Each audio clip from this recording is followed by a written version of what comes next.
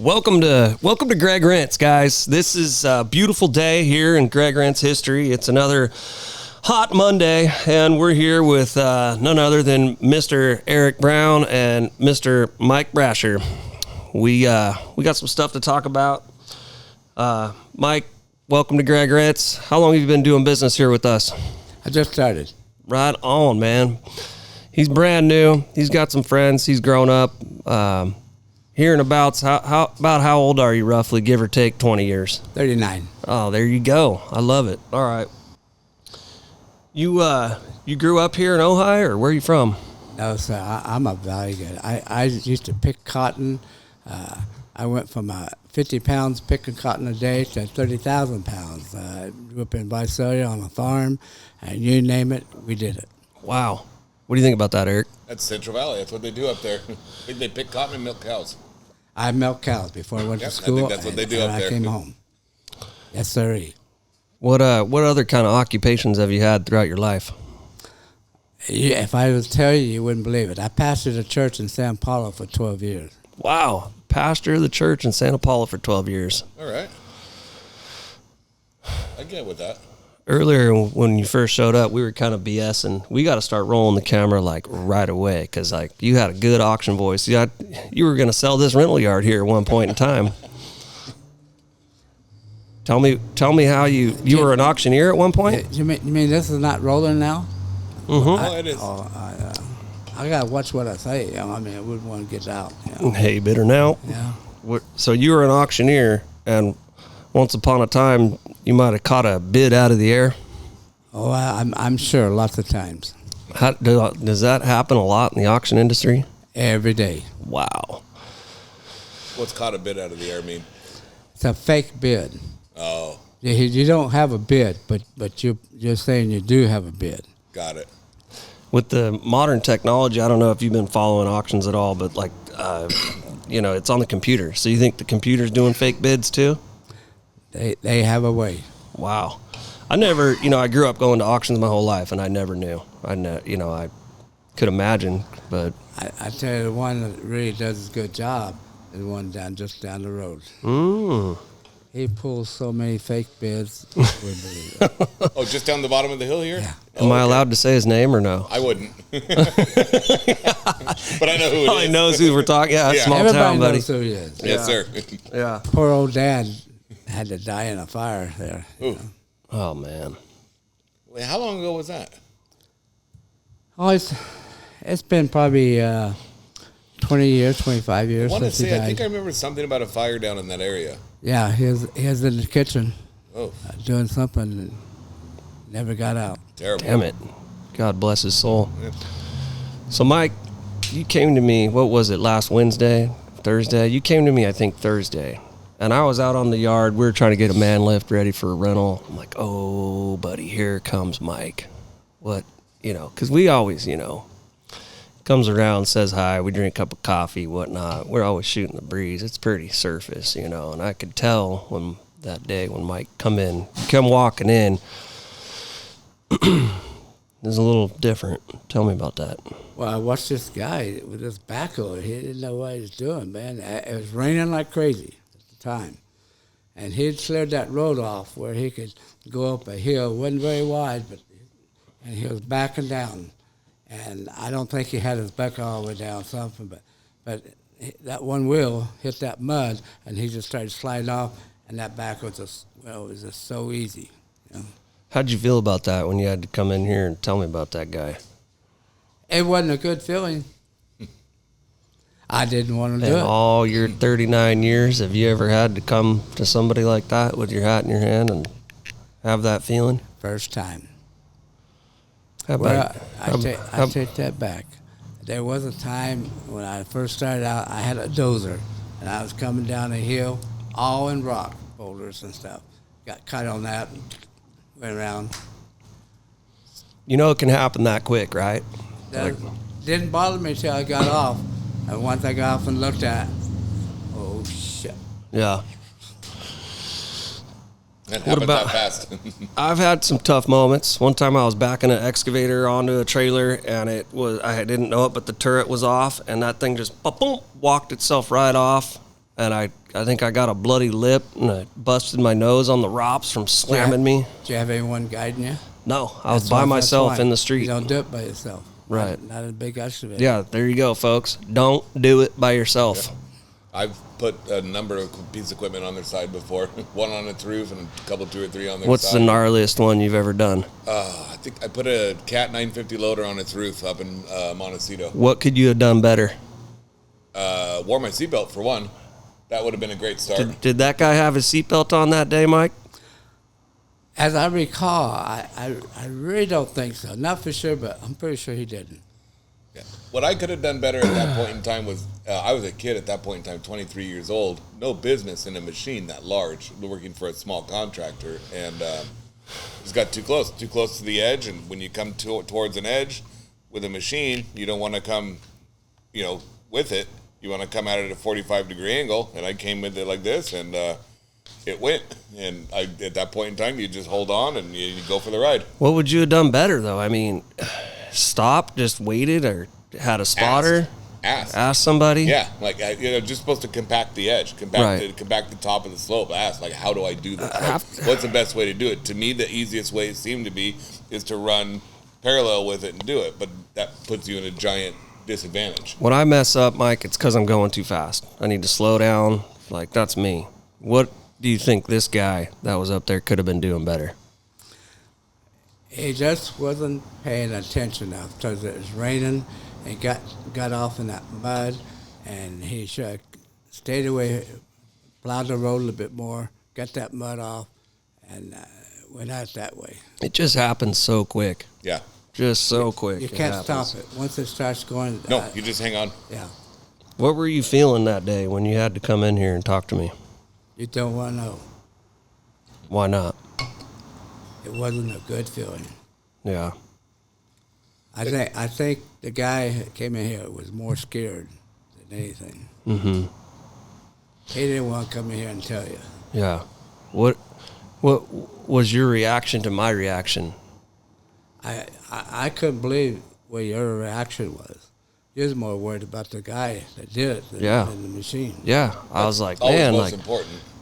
We can buy more backhoes. We can buy more forklifts. We can buy more wheel loaders. But the thing is, you guys, we cannot get you back. I'll for back. $75,000 right now. Is it up? You won't give me 80? Is it up in the canyon? Yeah. Just sitting there waiting, right? Give me 85. No, sir. Are we? Yeah, it was heartfelt there. It's just like, we can buy more backhoes. We can always buy more equipment, but we can't get that guy back. We gotta keep that in mind and wear our safety belts and focus on what we can be doing to do it safer in the industry, to where we come home to our families, because this is a dangerous industry, and we're lucky, that guy's not in the morgue, is what I said, and we're lucky that we weren't on the 10 o'clock news. That's not where we want to be. Well, he had been hauling these big boulders up and down this hill. He was working in this one pit for a housing pad. And like I said, it was raining pretty good. Down here, you wouldn't get much rain, but up there, there's a couple of downpours. And everybody else took off that day up there. We should have done it. Yeah. But we didn't do it. We kept working, and the hill probably wasn't big enough. And as he backed off that hill, his one wheel got over in kind of muddy part, and it slid some. I don't think he had the bucket all the way down, or it might not have happened. But once that backhoe started going over, you're not going to stop it. I don't care how good you are, who you are, that thing's going to go. That thing pretty much landed on its boom and its roof. And then Eric and I, we called Mike from Big Red Crane. Excuse me. It was outside of his load chart, and the power wires on the far end, he couldn't get it safely. So he backed off. He called a local wrecker, and the local wrecker wouldn't show up for less than $10,000. That was his show up price, just to show up. And so that's, I think, when I showed up. Yeah, I had Friday, no choice. We were chit chatting about it. You showed me a couple of pictures, and I said, "Well, let's drag another machine up there. Let's grab some shackles, some slings, some chains, and give it the old college try. Yeah, we called some of our good buddies. I probably should have called you to call that guy, but I just... I had known, because I would have got that guy up there. Right. And made him good up there. Right. Just really glad that guy, is still here to talk about it. And what I think is funny about it is he had told me about it. He showed me a couple of pictures of what had happened. And I'm like, well, what the heck happened up there? And I go, that ramp is narrow, this and that. And I go, who in the world did this? And he explained to me who the person was, or told me the person's name, this and that. And I said, okay, fine. So after we went up there, it took, I don't know, an hour, 45 minutes to upright it. Did the best we could, the safest we could. It worked out. That was fantastic. But then I met the man who did it. And I was like, oh, you know what? This guy operates circles around me at any point in time. So if that machine went over, then it was absolutely just an error in judgment, and it probably would have happened to me as well. How was the ramp? Did he have a good ramp? I had a fantastic ramp. I think it's in the video. I made a fantastic one. I think he even yelled about it. He's taking too long. He had a ramp that you could have put the Highway 101 down on. Yeah, we were getting ready to put asphalt on my ramp. But no offense to the man who did that. I mean, anywhere digging up in a canyon area is always tricky. The rocks, and you never know which scoop next you find. I mean, there was a rock the size of a Volkswagen down there. It's terrible material. Oh yeah, not a good place. But at first I'd ask Greg, I'm like, what dummy did this? And then when I met the person who did it, and I was like, oh no, there's no dummies involved here. It's just a bad set of circumstances. And thank God everybody's okay. And that's all that matters. Everybody's okay. But we got it upright again, and it's sitting there, and it'll run again another day, and that's that. So you're pretty much that guy's mentor, Mike, and. Is it hard for you to go to that guy and talk to him? I mean, I told you that day, when I got to eat crow, I put ketchup on it. That way it goes down quicker. I like to cook it a little bit first. Yeah, that guy let that one cook for a minute, that's for sure. You ever seen that guy trying to get out? Yeah. I mean. That's what I want to know. Was there any jumping involved, or just hang on and go for the ride? As all he did was, what I could see, he just hung on to that steering wheel and went ahead and rode it. And once it's upside down, I mean, he fell down about 4 or 5 feet. Yeah. And hit the back pedal or something. And he climbed up there. He couldn't find where the key was for a second. Right. But I could see him up there crawling around. Yeah. And then he sat back down. It took him a while before he could climb out. Sure. He'd killed the backhoe already. Okay. I didn't know this until you don't normally know this, and it's not normally taught to you.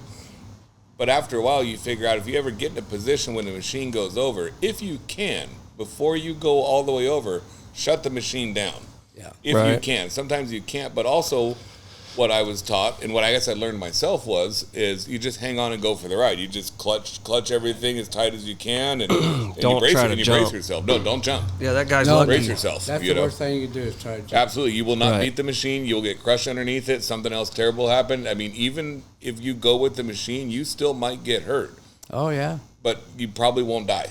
And there's a very serious risk of dying every time something goes over, and there's a man inside of it. Yeah. I guarantee you when that guy gets on that machine again, he's going to be shaking. Yeah, the first thing I did when I uprighted it with another backhoe is I put my seatbelt on. Every time. You think a guy's going to crawl back on that machine soon? I can't tell you. As long as one gets delivered. Get that one out of the way. Get the broke one out of the way. Work's got to go on. Let's first get that machine running Yeah. and get it back up there, and then everyone just stay away, leave him by himself, and let him climb on there. Yeah, it's got a locked up motor right now. The rollover protection system does not appear to be cracked. The top of the bonnet there is a little bit. It's got some scarring on it there, but no major damage on the ROPS. That's really huge. And then it looked like a lot of the brunt of it was taken on the hoe, the top of the hoe. Yeah. So the top of the hoe is a little mangled. That's all cosmetic. That's no big deal. That top is a good consolation piece. Yeah. People is going to bring it up, and they're going to know what happened, and it's Right. going to make them pay a little bit better attention. Yeah, it's going to be a topic of safety. Hey That's guys, why we're here now.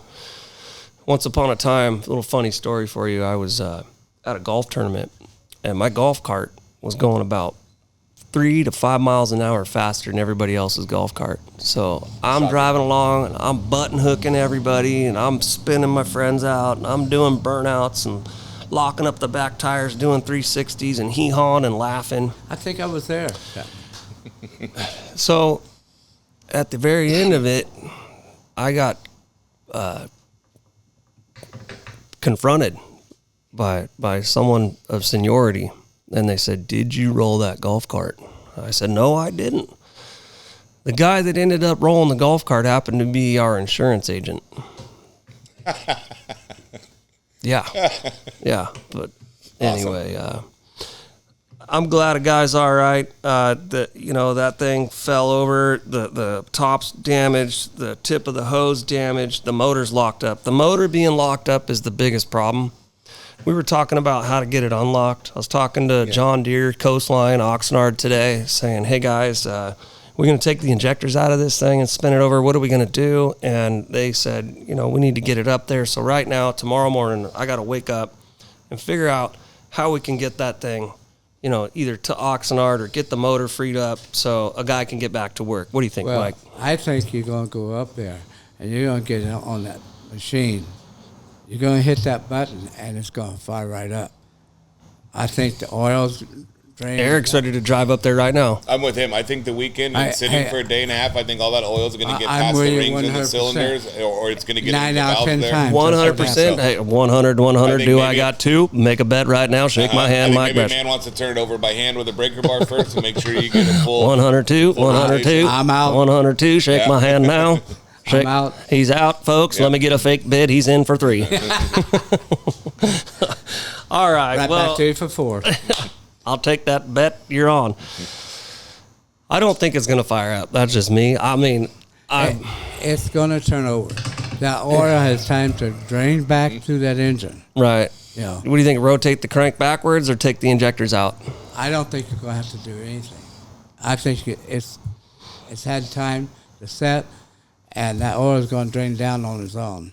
You're going to hit that button, and you go, wow, it's going to fire right up. Right. I believe so also. It's all thinner oil. They're thousandths of an inch, but there still is a gap in the rings between the cylinders, and I think it's going to all fall back down to the bottom. Well, Mike, Eric, you guys are both seasoned professionals in the industry, and you guys are hell of a mentor to all the young people growing up in the industry, whether it's in the equipment rental or the operators. Let's put this one in the briefcase for safety's sake and, use it to where it doesn't ever happen again. Hopefully someday this can save somebody's lives.